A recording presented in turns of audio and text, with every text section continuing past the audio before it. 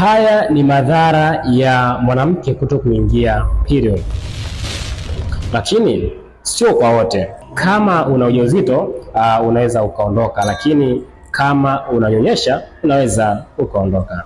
Niko hapa kwa mwanamke ambaye haunyonyeshi au hauna ujauzito.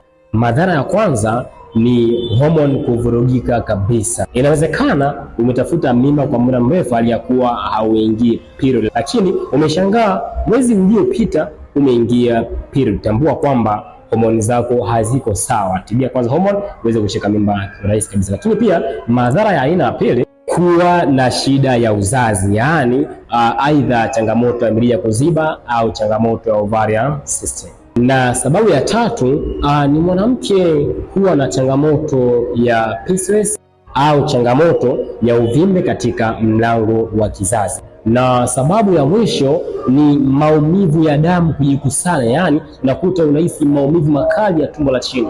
Hayo ndiyo madhara yanayopelekea mwanamke kuto kuingia period. Inawezekana hauingii period muda mrefu zaidi. Niambie hapo kwenye comment, haujaingia period kwa muda gani? Na kama haujaingia, unaweza ukachukua namba kwenye bio ukatafuta moja kwa moja ili uweze kuwa na afya bora. Kumbuka, uzazi sio bahati bali ni maandalizi.